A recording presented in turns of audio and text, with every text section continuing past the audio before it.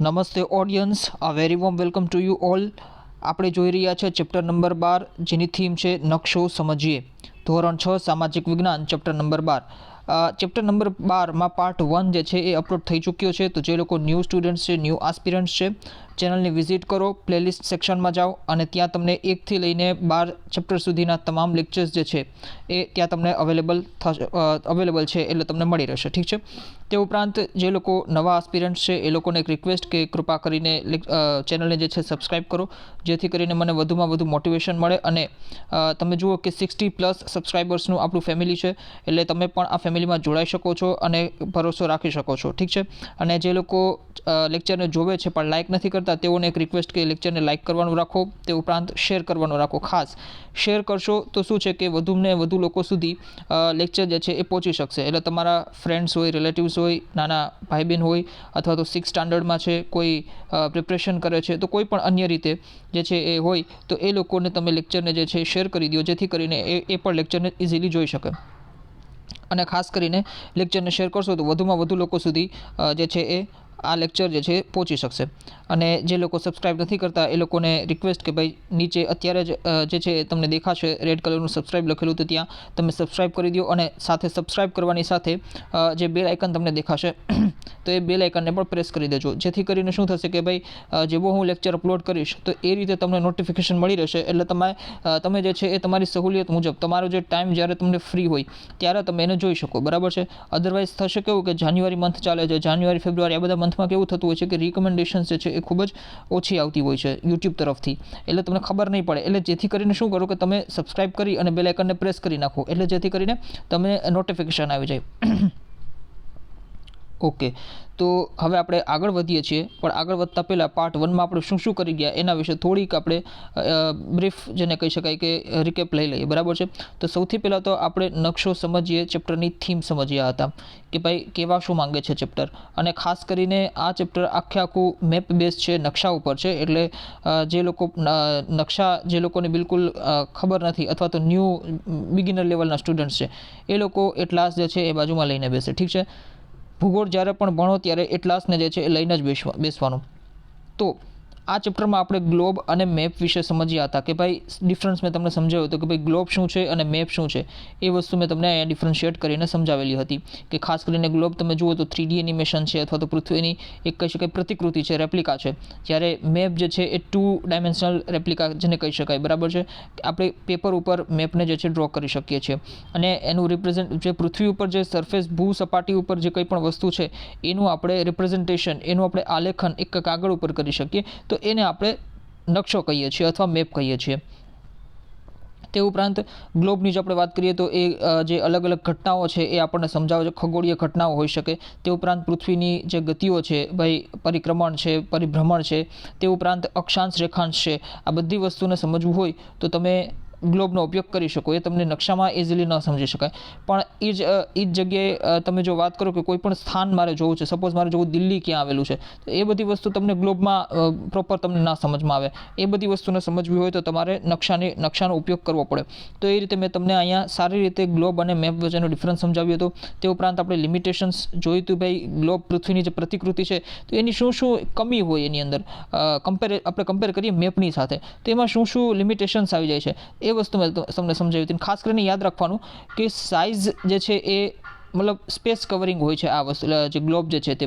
અને બીજી વસ્તુ એ કે એમાં તમે જુઓ કે પૃથ્વીનો એક સમગ્ર રૂપમાં તમારે અભ્યાસ કરવો છે તો તમે ગ્લોબનો ઉપયોગ કરી શકો. જ્યારે મેપ છે એ બધી રીતે તમને મતલબ કમ્ફર્ટેબલ રહે, ફ્લેક્સિબલ છે એ મેપ છે. બરાબર છે. કે નાનામાં નાના એરિયાને પણ જો તમારે સારી રીતે એમાં શોધવું છે તો તમે નકશામાં ઇઝીલી તમે શોધી શકો છો. અને ખાસ કરીને અલગ નકશાપોથી તરીકે પણ તમે એને યુઝ કરી શકો છો. જ્યારે પૃથ્વીનો જે પ્રતિકૃતિ છે અથવા તો ગ્લોબ છે એને દરેક જગ્યાએ લઈ જવીને એ બધી વસ્તુ કરવી મુશ્કેલ છે. ઓકે, તો ખાસ કરીને જે સ્ટુડન્ટ્સ છે તો એના માટે નકશો જે છે એ રીતે સારી રીતે ઉપયોગમાં થતો હોય છે.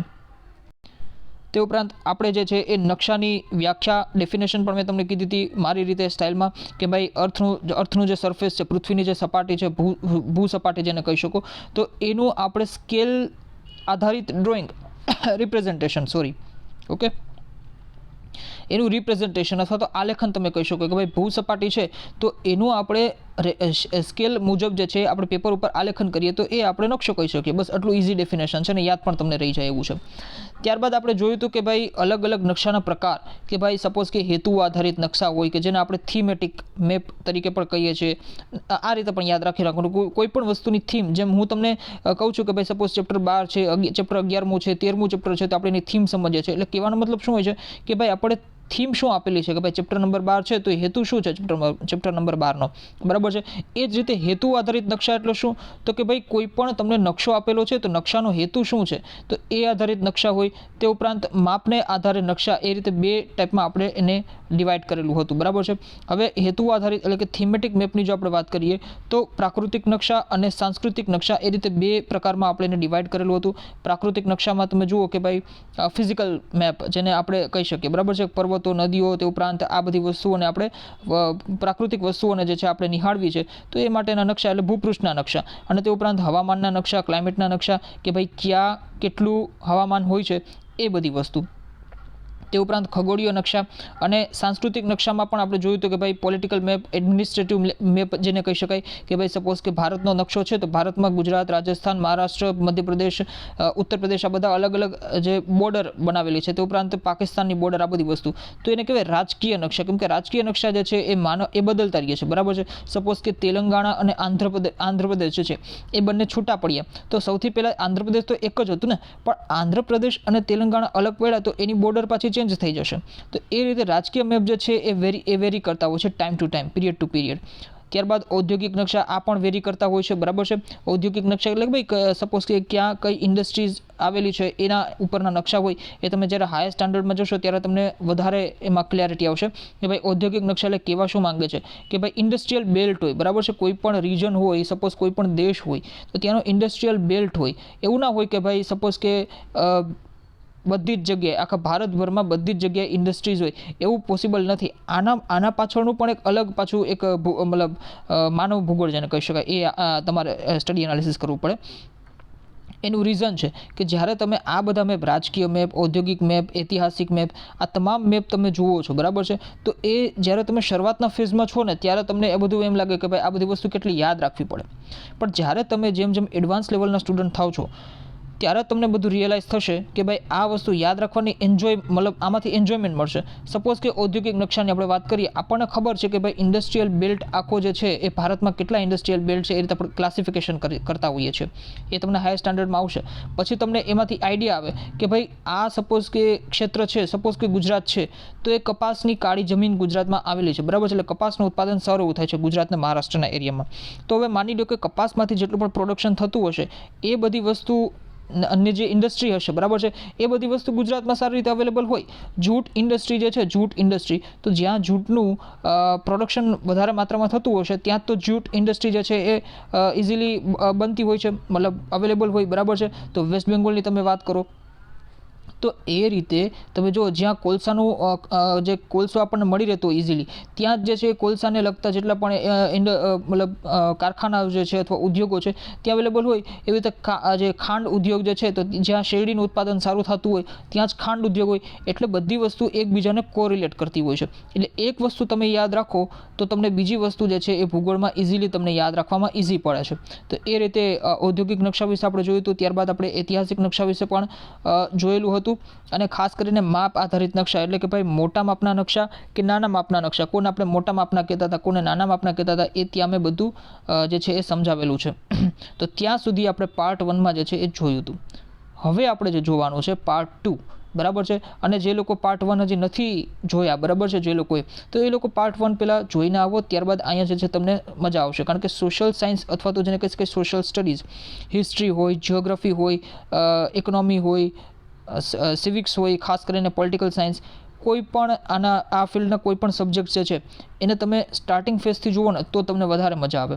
એવું નહીં કે ભાઈ વચ્ચેથી કોઈ પણ ચેપ્ટર ઉપાડીને જોઈ લીધું, વાંચવા માંડ્યા અથવા લેક્ચર જોવા માંડ્યા તો તમારી જે છે જેમાં તમને એન્જોયમેન્ટ નહીં મળે, બરાબર છે. એટલે ગોખણપટ્ટીની જગ્યાએ એક નવી રીતે આપણે સ્ટડી એનાલિસિસ કરવાની અહીંયા ટ્રાય કરીએ છીએ. ઓકે, તો હવે આપણે શરૂ કરવા જઈ રહ્યા છે પાર્ટ 2, બરાબર છે. આપણે અહીંયાથી બાકી હતું કે ભાઈ આ 3 સૌથી પહેલાં તો તમને ટર્મ્સ દેખાય છે. એક તો છે નેટમો, નરસા એટલે કે NRSA અને સર્વે ઓફ ઇન્ડિયા. તમારી ટેક્સ્ટબુકમાં પણ તમે જોઈ શકો છો. તો આ જે છે આ 3 શું છે તો કે ભારતમાં જે છે નકશાઓ બનાવતી 3 મુખ્ય સંસ્થાઓ છે. નેટમોની જો તમે વાત કરો NATMO, તો એનું આપણે ફૂલ ફોર્મ આપેલું છે કે ભાઈ national atlas thematic map organisation. Thematic map એટલે ઓલમોસ્ટ બધાને આઈડિયા હશે જ કે ભાઈ થીમેટિક મેપમાં આપણે જોઈએ તો ભાઈ ઔદ્યોગિક નકશાઓ આવી શકે, રાજનીતિક નકશાઓ આવી શકે, તે ઉપરાંત પણ અન્ય ખગોળીય નકશાઓ આવી શકે. ટૂંકમાં તમામ પ્રકારના જે નકશાઓ છે એને બનાવે કોણ તો કે ભાઈ એનું વિતરણ મતલબ કોણ કરે, મતલબ તે વિતરણ દર્શાવતા નકશાઓનું નિર્માણ કરે છે. બરાબર છે. એટલે કે ભાઈ આ નકશાઓનું નિર્માણ કોણ કરે છે થીમેટિક મેપ્સનું તો કે ભાઈ નેટમો નામની એક ઓર્ગેનાઇઝેશન છે, સંસ્થા છે, જે કલકત્તામાં આવેલી છે, વેસ્ટ બેંગોલમાં. બરાબર છે. તો આ તમારે લોકેશન પણ યાદ રાખી લેવાનું. ફરીથી એનું ફૂલ ફોર્મ આપણે જોઈએ તો ભાઈ national atlas thematic map organisation. તે ઉપરાંત બીજી જે સંસ્થા છે અથવા તો ઓર્ગેનાઇઝેશન છે એને કહીશું આપણે NRSA, કે જેનું નામ છે નેશનલ રિમોટ સેન્સિંગ એજન્સી, કે જે હૈદરાબાદમાં આવેલી છે. એટલે હૈદરાબાદ એટલે કે તેલંગાણામાં આવેલી છે. બરાબર છે. અને આ ISRO દ્વારા અવકાશમાં સ્થાપિત ઉપગ્રહ દ્વારા લેવાયેલી તસવીરથી નકશાઓ તૈયાર કરે છે. બરાબર છે. એટલે તમે જુઓ કે ઉપર જે કોઈ પણ આપણા અલગ અલગ સેટેલાઇટ્સ હોય તો એ જે રીતે કેપ્ચર કરે છે કોઈ પણ ફોટોઝને, ઇમેજીસને, બરાબર છે, તો એમાંથી જે છે એ આ NRSA નામની સંસ્થા એમાંથી જે છે મેપ મતલબ તૈયાર કરે છે. ઓકે, તસવીરો જે છે નકશાઓની તસવીરથી જે છે નકશાઓ તૈયાર કરે છે. તે ઉપરાંત સર્વે ઓફ ઇન્ડિયા, તો આ સંસ્થા જે છે એ ઉત્તરાખંડમાં આવેલી છે, દહેરાદૂનમાં આવેલી છે. બરાબર છે. અને આ સંસ્થા જે છે એ નકશા નિર્માણ અને તેના ઉપયોગ માટેની મંજૂરી આપે છે. એટલે આ તમારી ટેક્સ્ટબુકમાં પણ જેટલા તમને મેપ્સ દેખાય છે એ બધા મેપ જે છે આ સંસ્થા દ્વારા એટલે કે સર્વે ઓફ ઇન્ડિયા દ્વારા પ્રમાણિત કરેલા હોય છે. ઓકે, તો એ રીતના 3 સંસ્થાઓ જે છે એના વિશે તમારે ફેક્ટ છે, એટલે આ ફેક્ટ બેઝ વસ્તુ છે, એટલે મેં તમને એ રીતે કહી દીધું. ઠીક છે. એટલે તમારે યાદ રાખવાનું છે. હવે જે વસ્તુ આપણે જોવાના છીએ એ જોવાના છે નકશાના અંગો. મેં તમને ગઈકાલે પણ કીધેલું હતું કે ભાઈ નકશાના અંગો એટલે શું તો કે ભાઈ મેપના જે છે કમ્પોનન્ટ્સ એને કહી શકાય. કે ભાઈ સપોઝ દિશા હોય, તે ઉપરાંત પ્રમાણ માપ હોય અને કોન્વેન્શનલ સાઇન્સ હોય એટલે કે રૂઢ સંજ્ઞાઓ હોય. તો આ બધી વસ્તુ જે છે એ જાણવી આપણા માટે ખૂબ જ જરૂરી છે. સૌથી પહેલાં જો હું તમને વાત કરું, બરાબર છે, કે ભાઈ ડિસ્ટન્સ હોય, ડાયરેક્શન હોય, સિમ્બોલ્સ, અલગ અલગ સિમ્બોલ્સ હોય. બરાબર છે. તો આ જે છે એ નકશાના મુખ્ય અંગો કહી શકાય. ભાઈ શું કામ મુખ્ય અંગો કહી શકાય? તમે જુઓ કે મેપ બનાવતી સમયે તેના અંગોનું ધ્યાન રાખવું જરૂરી છે. અને એનો યુઝ જે છે ક્યાં અને કેવી રીતે થતો હોય છે એ પણ આપણે જાણવું જરૂરી છે. એનો મતલબ આનું ધ્યાન રાખવું શું કામ જરૂરી છે? સપોઝ કે કોઈ મેપ હોય. બરાબર છે. અહીંયા તમને મેપ આપેલો છે. હવે આ મેપ જે છે ભારતનો નકશો તમને આપેલો છે. હવે આ ભારતના નકશાને મેં તમને ગઈકાલે પણ આ વસ્તુ સમજાવેલી હતી કે ભાઈ સપોઝ કે રિયલ જે ભારત છે એની એ વસ્તુ આપણે એની પ્રતિકૃતિ સ્વરૂપે કાગળમાં ઉતારવી છે તો આપણે એનું ધ્યાન રાખવું પડશે ને કે ભાઈ દિશા કઈ છે. સૌથી પહેલાં તો આ એની પશ્ચિમ દિશા છે, આ એની જે છે એ પૂર્વ દિશા છે. બરાબર છે. અને ખાસ કરીને હમણાં દિશાઓ પર આપણે આવીએ જ છે. બરાબર છે. કે કેવી રીતે દિશા કોને કહેવાય ને કેવી રીતે કહેવાય. આ રીતના 4 મુખ્ય દિશા આપણે જેને કહેતા હોઈએ છીએ કે ભાઈ ઉત્તર, દક્ષિણ, પૂર્વ, પશ્ચિમ. બરાબર છે. પશ્ચિમના પૂર્વ સોરી ઓકે. તો આ રીતે 4 દિશાઓ નક્કી થતી હોય છે. તો હવે તમે જો 4 દિશાઓ ઉપરાંત પણ પાછી 4 અન્ય દિશાઓ હોય છે કે જે ભાઈ ટોટલ ટૂંકમાં 8 દિશાઓ હોય છે. એ આપણે આગળ હમણાં આવીએ જ છીએ કે કઈ રીતે 8 દિશાઓ હોય છે. બટ અહીંયા તમારે જુઓ કે એક વસ્તુનું ધ્યાન રાખવું જરૂરી છે કે જ્યારે તમે કારણ કે આ જ મેપ ઉપરથી આપણે બધું એનાલિસિસ કરતા હોઈએ છીએ. માની લો કે તમે દિલ્હીમાં બેઠા છો, ઓકે, કોઈ પણ મિનિસ્ટ્રીમાં તમે વર્ક કરો છો અને તમારે જમ્મુ કાશ્મીર રિલેટેડ કોઈ પણ ઇસ્યુ છે એને સોલ્વ કરવાનો છે તો તમે જમ્મુ કાશ્મીરમાં નથી જવાના. ત્યારે તમે મેપનો યુઝ કરો છો. એટલે મેપમાં જે છે એ એની દિશા અને ખાસ કરીને એના જે ડાયરેક્શન જેને કહી શકાય તે ઉપરાંત સ્કેલ એટલે કે પ્રમાણમાપ અને એ બધી વસ્તુઓ બી ખૂબ જ જરૂરી છે. પ્રમાણમાં પણ એટલા માટે જ જરૂરી છે કે ભાઈ જમ્મુ કાશ્મીરનું રિયલ જે મેઝરમેન્ટ છે, ગુજરાતનું રિયલ મેઝરમેન્ટ છે, રાજસ્થાનનું જે રિયલ મેઝરમેન્ટ છે એ હોવું આપણી પાસે જરૂરી છે. આપણને ખબર છે આપણે આગળ જે છે એ હાયર સ્ટાન્ડર્ડમાં એ પણ જોશું કે ભારતમાં જે છે કયું રાજ્ય જે છે એ મોટું છે. હવે એ નાનું મોટું કઈ રીતે ડિસાઇડ થતું હોય તો એની બોર્ડરથી ડિસાઇડ થતું હોય. વિસ્તાર આધારિત નાના મોટાનું 2 રીતે હોય. એક તો એની પોપ્યુલેશન, ઓકે, એક તો વસ્તીમાં કોણ હાઈએસ્ટ છે એ રીતે કયું રાજ્ય મોટું છે, અને બીજું એ કે ભાઈ વિસ્તારની દ્રષ્ટિએ કયું રાજ્ય મોટું છે. તો સપોઝ કે રાજસ્થાન, એક એક્ઝામ્પલ તરીકે તમને કહું છું કે ભાઈ રાજસ્થાન છે આખા ભારતમાં સૌથી મોટું રાજ્ય છે વિસ્તારની દ્રષ્ટિએ, પણ એ જ રીતે વસ્તીની દ્રષ્ટિએ તમે જોવા જાવ તો અન્ય રાજ્ય મોટું છે, યુપી રાજ્ય મોટું છે, બરાબર છે. તો કહેવાનો મારો મતલબ એમ છે કે આ બધા અલગ અલગ પ્રકારના નકશાઓ હોય, અને એના માટે જે છે નકશાના અંગો તરીકે જે છે દિશા, પ્રમાણમાપ અને આ બધી સાઇન, બરાબર છે. એ સાઇન પણ એટલા માટે છે, સપોઝ સંજ્ઞાઓની આપણે વાત કરીએ તો માની લ્યો કે તમને ભારતનો નકશો આપેલો છે અથવા તો ગુજરાતનો નકશો આપેલો છે, ત્યાં તમે ઇનફેક્ટ તમારા જે ગૂગલ મેપ છે એમાં પણ તમે જોઈ શકો કે અલગ અલગ તમને ત્યાં સિમ્બોલ આપેલા હોય છે. સપોઝ કે કોઈ મંદિર આવેલું હોય તો ત્યાં એવો ઓમ એવો સિમ્બોલ હોય છે, તે ઉપરાંત કોઈ મોસ્ક્યુ આવેલું હોય, મસ્જિદ આવેલી હોય તો ત્યાં એ રીતના એ રિલિજનનો જે સિમ્બોલ આપેલો હોય છે, ચર્ચ આવેલું હોય તો ત્યાં એ રીતના એ સિમ્બોલ આપેલો હોય છે. તો આ રીતના સિમ્બોલ ઇવન તમારા મેપમાં તમે જુઓ તો હોસ્પિટલ હોય તો એ રીતના ત્યાં સિમ્બોલ આપેલો હોય છે. તો આ બધી જ વસ્તુ જે છે એક નકશા તરીકે, કેમ કે નકશાનો મતલબ જ એ છે કે જે વસ્તુ પૃથ્વી ઉપર છે, જે વસ્તુ ભૂસપાટી ઉપર છે, એ જ વસ્તુ હુબહુ એ જ વસ્તુ જે છે એ કાગળ ઉપર તમારે લઈ લેવાની છે, જેથી કરીને તમારી ઇઝી રહે, બરાબર છે. તે ઉપરાંત મેપને તમે કાગળ ઉપર ઉતારો છો, દુનિયાનો નકશો હોય કે ભાઈ રાજ્યનો હોય, દેશનો હોય, કોઈ પણ વસ્તુ હોય, તો એ ખૂબ મોટી પૃથ્વી છે, પૃથ્વી ખૂબ મોટી છે, અને પેપર ઉપર લાવો છો તો એનામાં ડિફરન્સ તો હોવાનો જ છે, ભાઈ ડિફરન્સ આવે જ છે, બરાબર છે. એટલે એક્ઝેક્ટ ન થઈ શકે, પર્ટિક્યુલરલી ન થઈ શકે. તો એ સેન્સમાં આપણે કાગળ ઉપર જે છે ખૂબ મોટી દુનિયાને નાના કાગળમાં શો કરવો છે. તો ડિસ્ટન્સનો પ્રોબ્લેમ આવે, બરાબર છે. તો ડિસ્ટન્સનો પ્રોબ્લેમ આવે તો એને સોલ્વ કરવા માટે શું કરવાનું? જો ખૂબ મોટી દુનિયા હોય એને કાગળમાં કેવી રીતે શો કરાય? સપોઝ કે આ અર્થ છે, પૃથ્વી છે, એને માત્ર આપણે નાનકડા કાગળમાં આપણે શો કરવી છે તો કેવી રીતે કરાય? કેમ કે તમે જુઓ કે બે સ્થળ વચ્ચે કેટલા કિલોમીટરનું અંતર છે એ મેપમાં શો કરવું કેવી રીતે? આ પ્રોબ્લેમ થાય. તો એના માટે આપણે સ્કેલનો યુઝ કરીએ છીએ. સ્કેલ એટલે શું? તો કે ભાઈ પ્રમાણમાપ, બરાબર છે. પ્રમાણમાપનો યુઝ કરીએ છીએ. સ્કેલ મતલબ તમે કહી શકો કે કમ્પેરેટિવલી ડિસ્ટન્સ અહીંયા રખાય છે, બરાબર છે. એટલે કે ભાઈ મેપનો કોઈ પણ એક નાનો હિસ્સો પૃથ્વી ઉપરનો એક લાર્જ એરિયા જે છે દર્શાવે છે. આ એક આખો મેપ છે, કાગળ ઉપર હું એક મેપ દોરું છું. ઓકે, તો આનો એક માત્ર આ નાનો હિસ્સો છે એ પૃથ્વી પર કેટલા કિલોમીટર મોટો હિસ્સો જે છે એ દર્શાવે છે, એને ડિનોટ કરે છે. એટલે મેપનો જે છે કોઈ નાનો હિસ્સો પૃથ્વી પરનો લાર્જ હિસ્સો દર્શાવે છે. અને બીજા નંબરમાં એક 1 સેન્ટીમીટર, આ તમારી ટેક્સ્ટબુકમાં આપેલું છે કે ભાઈ અચ્છા, એક એક્ઝામ્પલથી આપણે સમજીએ કે સપોઝ કે ભાઈ 1 સેન્ટીમીટર 1000 કિલોમીટર જે છે, બરાબર છે, 1000 કિલોમીટર એને ઇક્વલનું કન્સિડર કરવું 1 સેન્ટીમીટર. અને જે રીતનો મતલબ નકશો, બરાબર છે, આવું કોઈ ફિક્સ ના હોય, પણ જે રીતનો નકશો, માની લો કે તમારે ભારતનો મેપ બનાવવો છે તો તમે જેટલા વધારે કિલોમીટર છે એ 1 સેન્ટીમીટર તરીકે કન્સિડર કરો. માની લો કે કોઈ પણ એક નાનકડા શહેરનો કે ગામનો નકશો તમારે લેવો છે તો 10 કિલોમીટર બરાબર પણ તમે 1 સેન્ટીમીટર કન્સિડર કરી શકો છો, બરાબર છે. એ અલગ અલગ રીતે હોય છે.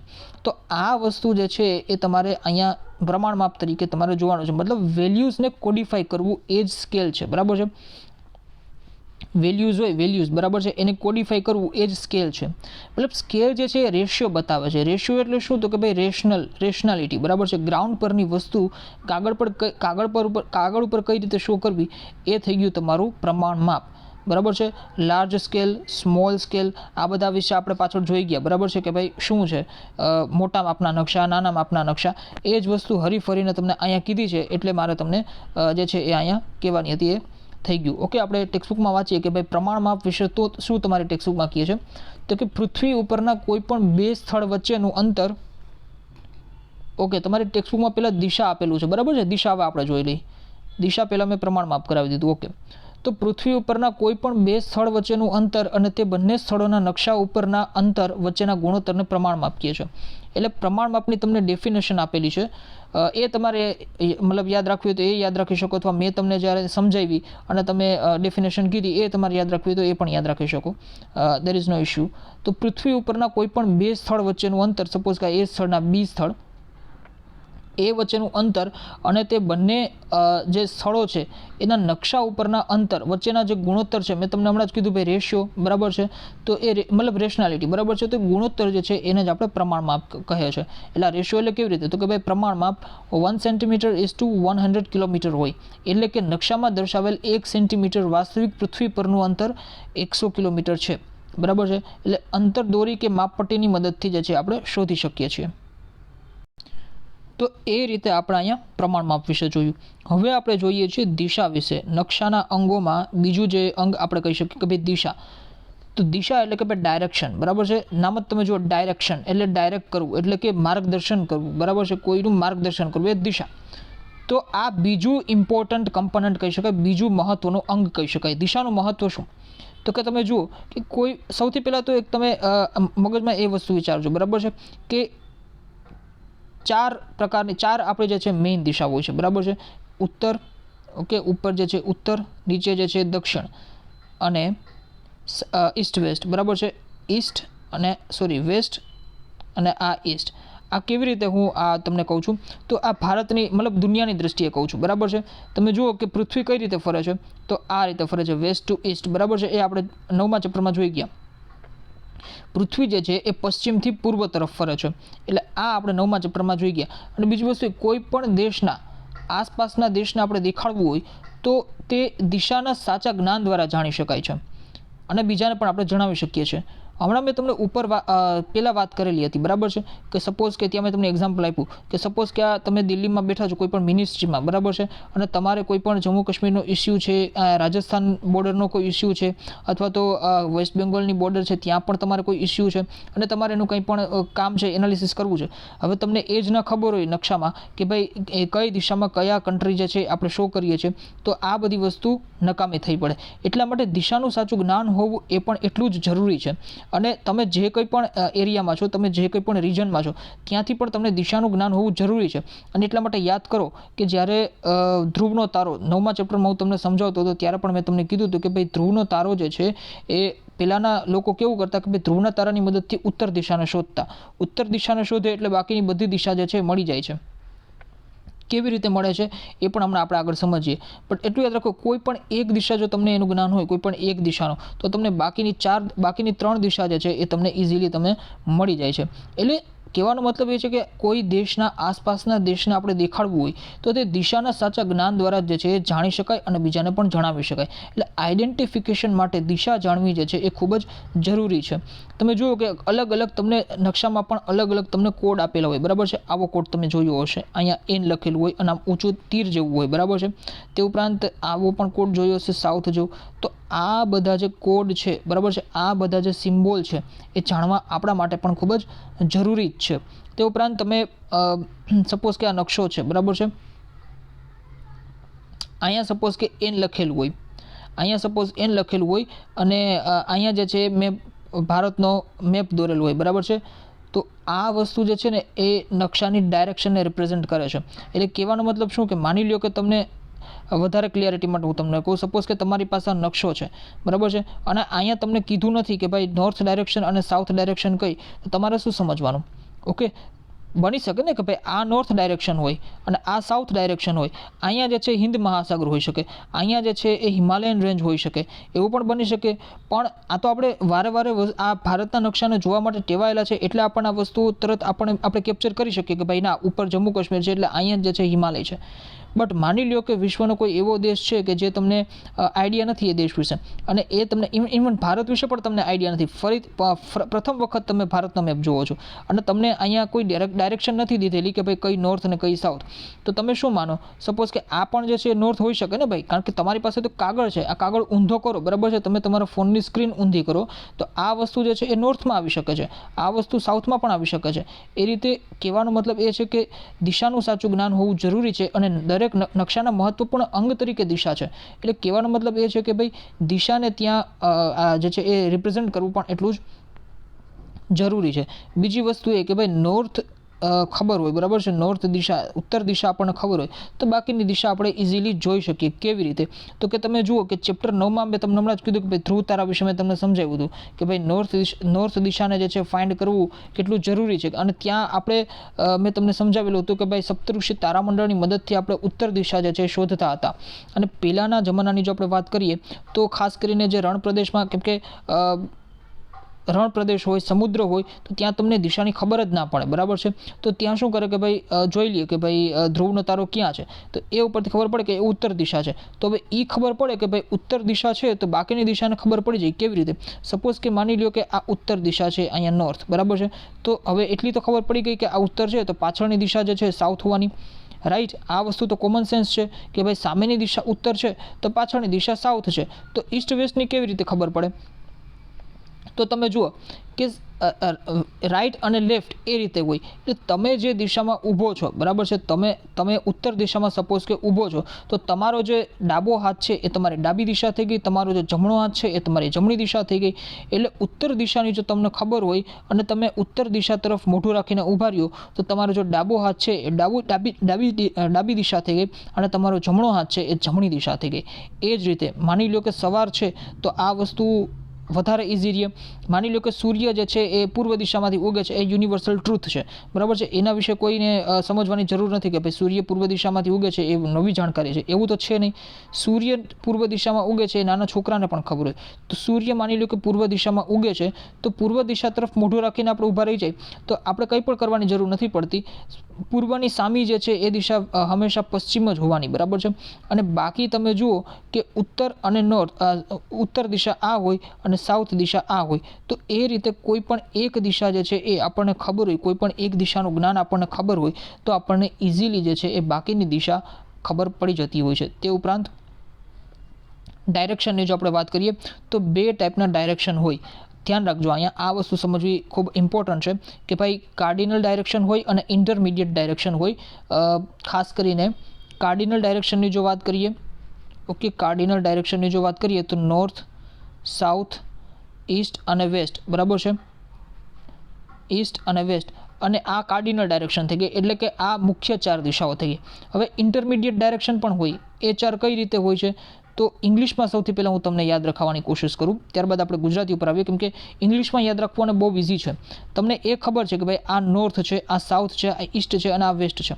હવે આ જે ખૂણો બન્યો, બરાબર છે, આ જે ખૂણો બન્યો એને આપણે કહીશું નોર્થ ઈસ્ટ ખૂણો. એટલે આ દિશાનું નામ જ પડી ગયું નોર્થ ઈસ્ટ. તે ઉપરાંત આ જે ખૂણો બન્યો એને આપણે કહીશું સાઉથ ઈસ્ટ, સોરી. તે ઉપરાંત આ જે ખૂણો બન્યો એને આપણે કહીશું સાઉથ વેસ્ટ, ઓકે. તે ઉપરાંત આ જે ખૂણો બન્યો એને આપણે કહીશું નોર્થ વેસ્ટ. હવે આ જે નામકરણ છે, બરાબર છે, ઇન્ટરમીડિયેટ ડાયરેક્શનનું નામકરણ જે છે એ કેવી રીતે તમારે યાદ રાખવાનું એ તમે જુઓ.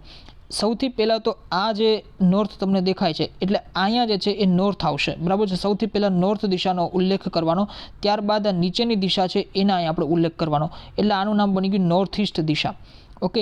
એવી રીતે અહીંયા માની લ્યો કે નીચે જે છે સાઉથ દિશા છે, તો સૌથી પહેલાં સાઉથનો ઉલ્લેખ કરવાનો, ત્યારબાદ જે છે એ આ દિશાનો ઉલ્લેખ કરવાનો, એટલે ઈસ્ટ દિશા. એટલે પ્રાઇમરી ડાયરેક્શન જે છે તમારે આને દેવાનું, બરાબર છે. નોર્થ અને સાઉથને આ બંને ખૂણા ઉપર, આ ખૂણો અને આ ખૂણો, બરાબર છે, ઓકે. સપોઝ ફરીથી આપણે જોઈએ કે ભાઈ આ નોર્થ છે, આ સાઉથ, આ ઈસ્ટ છે, ઓકે, અને આ વેસ્ટ.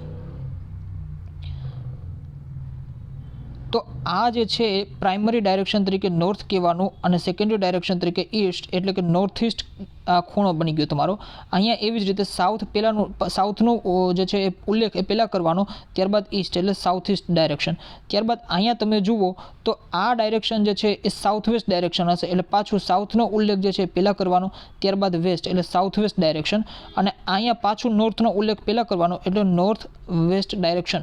એટલે આ જે દિશા છે, આ જે ઉત્તર પશ્ચિમ દિશા છે એ પ્રાઇમરી દિશા તરીકે ખૂણામાં તમારે ઉલ્લેખ કરવાનો, બંને સાઈડ નોર્થ. ત્યારબાદ જે સેકન્ડરી ડાયરેક્શન છે એ આ ડાયરેક્શન વેસ્ટ ઈસ્ટ, બરાબર છે, એટલે કે north waste, north East, south East અને સાઉથ વેસ્ટ. તો આ રીતે તમે જુઓ કે દિશાઓને જે છે તમે યાદ રાખી શકો છો, અને આ દિશાને યાદ રાખવી ખૂબ જ જરૂરી છે. જ્યારે તમે હાયર સ્ટાન્ડર્ડમાં જાઓ છો ત્યારે તમને સપોઝ કે કોઈ એમ કહે છે કે ભાઈ નોર્થ ઈસ્ટ રિજનમાં આ ઇન્ડસ્ટ્રી જે છે, તો ત્યારે તમને તરત જ માઇન્ડમાં ક્લિક થવું જોઈએ કે ભાઈ ભારતમાં નોર્થ ઈસ્ટ ઇન્ડસ્ટ્રી કોને કહેવાય? તો કે ભારતમાં north East industry, north East region જે છે આને કહેવાય, ઓકે. ભારતના પણ જો અલગ અલગ તમને રિજન્સ અહીંયા કરાવું, બરાબર છે, આમ તો આગળ આપણે આવે જ છે, જોઈએ જ છીએ આપણે, પણ તેમ છતાં અહીંયા એક્ઝામ્પલ તરીકે હું તમને કરાવું તો આ ભારત જે છે એની ઉત્તર ડાયરેક્શન થઈ ગઈ, એટલે નોર્થ ડાયરેક્શન થઈ ગઈ, અને આ ભારતની સાઉથ ડાયરેક્શન થઈ ગઈ. તે ઉપરાંત આ રીતે જોઈએ તો આ ભારતની વેસ્ટ ડાયરેક્શન થઈ ગઈ, અને આ જે છે એ ઈસ્ટ ડાયરેક્શન થઈ ગઈ. તો હવે તમને કોઈ એવો MCQ અથવા એવો ફેક્ટ પૂછાય, બરાબર છે, કે ભાઈ ગુજરાત ભારતની કઈ તરફ આવેલું છે, તો પશ્ચિમ તરફ. એટલે આપણે કહીએ કે ભાઈ ભારતની પશ્ચિમ બાજુ જે છે એ ગુજરાત આવેલું છે. ઓકે, ગુજરાતમાં પણ પાછી અલગ ડાયરેક્શન આવે, બરાબર છે. 4 રીતે આપણે ગુજરાતને પણ ડાયરેક્શનમાં ડિવાઈડ કરી શકીએ છીએ. તો એ રીતે તમારે અહીંયા જોવાનું છે. ખાસ કરીને પાકિસ્તાન જે છે એ ભારતની કઈ દિશા પર આવેલું છે, તો પાકિસ્તાન ભારતની અને હા, ઘણી વખત ઇતિહાસમાં પણ તમે જુઓ, પ્રાચીન ભારતનો જે ઇતિહાસ છે ત્યાં પણ જુઓ તમે, કે ત્યાં પણ હું ખાસ કરીને સ્ટાર્ટિંગના જેટલા પણ ચેપ્ટર છે મેં તમને તે કીધું કે મેરગઢ, બરાબર છે, મેરગઢ સાઇટ જે છે, મેરગઢ સ્થળ છે એ ક્યાં આવેલું છે, તો મેરગઢ સ્થળ છે એ ઉત્તર પશ્ચિમ ભારતમાં આવેલું છે એવું કહી શકાય. કારણ કે ત્યારે ભારત જે છે એ પાકિસ્તાન, અફઘાનિસ્તાન ત્યાં સુધી ફેલાયેલું ભારત જ બધું કહેવાતું, ભારતીય ઉપખંડ જ ભારત કહેવાતો હતો, બરાબર છે. તો મેરગઢની સાઇડ જે છે એ અહીંયા ક્યાંક આવેલી છે. તો આને કઈ કહેવાય, કઈ દિશા કહેવાય, તો કે ભાઈ નોર્થ વેસ્ટ ડાયરેક્શન કહી શકાય. તે ઉપરાંત તમને કોઈ પૂછે કે ભાઈ અરબ સાગર જે છે એ ક્યાં આવેલું છે, તો કહી શકાય કે ભાઈ સાઉથ વેસ્ટ માં, ભારતની સાઉથ વેસ્ટમાં જે છે અરબ સાગર આવેલું છે. બે ઓફ બેંગાલ સાઉથ ઈસ્ટમાં આવેલું છે. અંડમાન નિકોબાર જે છે એ પણ સાઉથ ઈસ્ટમાં આવેલું છે. અંડમાન નિકોબાર જે છે, ઓકે, એ પણ સાઉથ ઈસ્ટમાં આવેલું છે. તો એ રીતે તમને આઈડિયા હોવો જોઈએ કે ભાઈ દરેક દિશા જે છે તો એ દિશામાં કયું સ્થળ ક્યાં આવેલું છે. હવે આપણે ગુજરાતીમાં યાદ રાખવાની કોશિશ કરીએ, કેમ કે ગુજરાતીમાં યાદ રાખવામાં થોડી તકલીફ પડતી હોય છે. તો ગુજરાતીમાં કેવી રીતે યાદ રાખવું એ પણ આપણી પાસે સોલ્યુશન છે. કે ભાઈ આ સપોઝ ઉત્તર દિશા, ઓકે, આ સપોઝ ઉત્તર દિશા, આ દક્ષિણ દિશા, આ 4 દિશા તો બધાને આરામથી યાદ રહી જાય. ઉત્તર દક્ષિણ યાદ રહી જાય, પછી આ દિશાને યાદ રાખવું હોય તો તમારે પશ્ચિમ, અને આ દિશા જે છે એ પૂર્વ, બરાબર છે. એટલે ગુજરાત જે છે પશ્ચિમ દિશામાં આવેલું છે, એટલે એ રીતે તમારે યાદ રાખવાનું પશ્ચિમ દિશા. હવે બીજી વસ્તુ, હવે 4 જે ઇન્ટરમીડિયેટ ની આપણે વાત કરતા હતા, બરાબર છે, તો એ કેવી રીતે યાદ રાખવું, તો સપોઝ કે અહીંયા આ રીતે મેં કરેલું, બરાબર છે.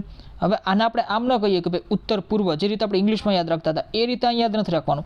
આને કહેવાનું ઈશાન ખૂણો, બરાબર છે, આને કહેવાનું ઈશાન ખૂણો. તે ઉપરાંત આને કહેવાનું અગ્નિ ખૂણો, બરાબર છે, આને અગ્નિ ખૂણો. અને આને કહેવાનું નૈઋત્ય. તમે ભારતનું ક્લાઇમેટ જ્યારે ભણશો ત્યારે તમે એમાં ભણશો કે ભાઈ નૈઋત્ય તરફથી વાતા ભેજવાળા પવનો, એટલે આ દિશામાંથી ભારતમાં જે છે પવનો પ્રવેશ કરશે નૈઋત્ય દિશામાંથી. તે ઉપરાંત વાયવ્ય, બરાબર છે, વાયવ્ય. આને યાદ રાખવામાં ખૂબ જ ઇઝી છે. એ 4 થી 5 વખત તમે જુઓ તો ઇઝીલી તમને યાદ રહી જાય. પણ તેમ છતાં પણ જો તમને યાદ નથી રહેતું તો એટલું યાદ રાખી લેવાનું કે આ સાઈડ જે છે, ઓકે, આ સાઈડ જે છે ભારતમાં, આ સાઈડ કયો દેશ આવેલો છે, તો કે ભાઈ પાકિસ્તાન દેશ આવેલો છે. પાકિસ્તાન જે છે એ ખૂબ જ મોટી મોટી વાતો કરે છે કે ભાઈ ભારતને આપણે હરાવશું અને આ રીતે, બરાબર છે. મતલબ પાકિસ્તાન જે છે એક રીતે તમે કહી શકો કે ભાઈ હવાથી ભરેલો દેશ છે. હવા એટલે શું, તો કે વાયુ, એટલે વાયવ્ય દિશામાં પાકિસ્તાન આવેલું છે. હવાથી મતલબ હવાબાજી કરે છે. આપણે નથી કહેતા કે હવાબાજી કરે છે, આપણો આ મિત્ર જે છે એ તો હવાબાજી કરે છે કે આ વખતે પરીક્ષામાં પાસ થઈ જશું ને વગેરે વગેરે. તો એ રીતે વાયવ્ય દિશા એટલે કે ભાઈ હવા, એટલે પાકિસ્તાન જે છે એ વાયવ્ય દિશામાં આવેલું છે. એટલે હવાથી ભરેલો દેશ છે, હવા એટલે વાયવ્ય દિશામાં આવેલું છે, બરાબર છે. તે જ રીતે તમે જુઓ કે અગ્નિને પણ યાદ રાખી શકો, વાયવ્યની વિરુદ્ધ અગ્નિ. એટલે કહેવાનો મતલબ શું છે, તો કે ભાઈ અગ્નિ જે છે એ જ્યારે ખૂબ તમારે સપોઝ કે વાયુ જે છે, બરાબર છે, અગ્નિ જે છે, બરાબર છે, અગ્નિ સપોઝ તમે દીવો પ્રગટાવ્યો અને વાયુ અથવા હવા જે છે ખૂબ જ આવતી હોય તો અગ્નિ ઓલવાઈ જશે, બરાબર છે. તો અગ્નિ અને વાયુ એ હંમેશા વિરોધી પરિબળ કહી શકાય, બરાબર છે. એટલે વાયુની વિરોધીમાં તમે જુઓ તો અગ્નિ આવેલું છે, બરાબર છે. એટલે અગ્નિકોણ થઈ ગયો તમારો. તે ઉપરાંત ઈશાન અને નૈઋત્ય એ તો તમે એ રીતે પણ યાદ રાખી શકો. આ બે જ વસ્તુ તમારે યાદ રાખવાની, પણ એ રીતે પણ તમે યાદ રાખી શકો કે ભાઈ નૈઋત્ય તરફથી ભેજવાળા પવનો આવે છે, આ લાઈન તમારે ગોખી નાખવાની, બરાબર છે. ભારતમાં જે વરસાદ લાવનારા પવનો જે છે એ નૈઋત્ય દિશામાંથી આવે છે. તો નૈઋત્ય દિશામાંથી આવતા હોય એટલે આ દિશા, એ એક વસ્તુ તમે યાદ રાખી લ્યો. એટલે આ બે તમને ઓટોમેટિકલી યાદ છે, વાયવ્ય અને અગ્નિ. નૈઋત્ય તરફથી ભેજવાળા પવનો આવે છે તો નૈઋત્ય આ દિશા જ હોય તો જ ભેજવાળા પવન આવે, કંઈ ઉપરથી તો ભેજવાળા પવન આવવાના નથી. તો આ એક દિશા તમારી જે રહી ગઈ એ ઈશાન દિશા, બરાબર છે, એ ઉત્તર પૂર્વમાં, બરાબર છે. તો એ દિશા તમને ઇઝીલી યાદ રહી જાય છે. ફરીથી જો હું તમને કહું તો પાકિસ્તાન જે છે એ હવાથી ભરેલો દેશ છે, એટલે કે ભાઈ કહી શકો કે હવાબાજી જ કરતો હોય છે, બરાબર છે. તો એને આપણે કહી દીધું વાયવ્ય દિશામાં હવાબાજી કરતો દેશ આવેલો છે. પાકિસ્તાન, બરાબર છે. અને હવા જે છે એનું વિરોધી અગ્નિ જે છે એનું વિરોધી પરિબળ હવા, બરાબર છે, કે ભાઈ હવા હશે તો અગ્નિ અથવા દીવો જે છે ઓલવાઈ જશે. એટલે વાયુની વિરોધમાં તમે જુઓ તો અગ્નિ દિશા આવેલી છે. તે ઉપરાંત નૈઋત્ય તરફથી ભેજવાળા પવનો આવે છે. એ લાઈન આપણે મગજમાં ફિટ કરી દેવાની. ભારતમાં વરસાદ લાવનારા જે પવનો છે એ નૈઋત્ય દિશામાંથી આવે છે, ભેજવાળા પવનો. તો એ નીચેથી આવવાના હિન્દ મહાસાગરમાંથી જ આવવાના છે. એટલે નૈઋત્ય દિશા જે છે એ પણ જુઓ તમે અરબ સાગરમાં આવેલ, અરબ સાગરની દિશા તમે કહી શકો. એ રીતે તમે આને યાદ રાખી શકો. ભારતની જો વાત કરું તો આ ભારતની જે છે નૈઋત્ય દિશા થઈ ગઈ, બરાબર છે. એટલે અહીંયાથી તમે જુઓ કે ભારતમાં ભેજવાળા પવનો આવતા હોય છે અને વરસાદ લાવતા હોય છે. એ આપણે વરસાદવાળા ચેપ્ટરમાં જોશું ડિટેલમાં. આ સાઈડ પાકિસ્તાન આવેલો છે, વાયવ્ય દિશા, અને વાયવ્યની વિરુદ્ધમાં આ સાઈડ જે છે એ અગ્નિ દિશા. એટલે આ એક દિશા તમારે યાદ રાખવાની. નૈઋત્યની સામેની દિશા એ ઈશાન દિશા, બરાબર છે. તો આ રીતે ઇંગ્લિશમાં તો ઇઝીલી યાદ રહી જાય, બટ ગુજરાતીમાં યાદ રાખવું આ રીતે જે છે તમારા માટે સહેલું રહેશે. તો અહીંયા સુધી તમારું જે છે એ આ કમ્પ્લીટ થઈ ગયું. નેક્સ્ટ આપણે જોઈએ છે સિમ્બોલ. અહીંયા સુધી જો તમને ક્લિયરિટી આવી ગઈ હોય માઇન્ડમાં એકદમ અને સંતોષ થયો હોય તો કૃપા કરીને લેક્ચર લાઇક કરી દેજો. અને જે લોકો સબસ્ક્રાઇબ નથી કરતા તો એ લોકોને પણ રિક્વેસ્ટ છે કે નીચે જે તમને દેખાય છે એ સબસ્ક્રાઇબ કરી દેજો અને ખાસ કરીને બેલ આઇકન જે છે એને પ્રેસ કરી દેજો, જેથી કરીને તમને સંતોષ થાય કે હા અહીંયા મને સંતોષ થયો, આ વસ્તુ મને સમજાણી. ઓકે, અને આગળ મને મોટિવેશન મળે એટલે જેથી આગળ જે છે સારી રીતે હું કન્ટેન્ટ તૈયાર કરીને અપલોડ કરી શકું. દિશા પતી ગઈ તો વાંચીએ તમારી ટેક્સ્ટ બુકમાં કે સામાન્ય રીતે તમે નકશામાં અવલોકન કરો છો ત્યારે તમે ચિહ્ન નોર્થ એવું તમે જુઓ છો. આ તીરનું નિશાન ઉત્તર દિશાનો સંકેત કરે છે. જ્યારે તમને ઉત્તર દિશાનું જ્ઞાન હોય તો અન્ય બીજી દિશાઓ પણ નક્કી કરી શકો છો.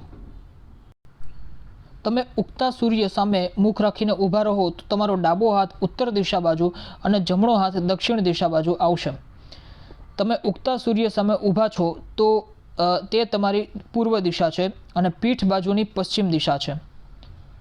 એટલે મેં તમને કીધું એમ, બરાબર છે, કે સપોઝ કે તમે સૂર્ય જે છે પૂર્વ દિશામાં છે તો પૂર્વ દિશા સામું તમે ઊભો, એટલે કે ભાઈ સૂર્ય સામું તમે મોઢું રાખીને તમે ઊભો તો જે તમારો ડાબો હાથ છે એ તમારી ઉત્તર દિશા બની જશે અને જે મતલબ જમણો હાથ છે એ તમારી દક્ષિણ દિશા બની જશે. આ વાતથી સૂર્ય સામું ઊભવાની. પણ માની લો તમને ઉત્તર દિશાને તમને આઈડિયા છે, ઉત્તર દિશાનો આઈડિયા છે તો એ પણ મેં તમને સમજાવી દીધું કે કઈ રીતે તમે પૂર્વ પશ્ચિમને બાકીની દિશા જે છે તમે ઇઝીલી ઓળખી શકો છો.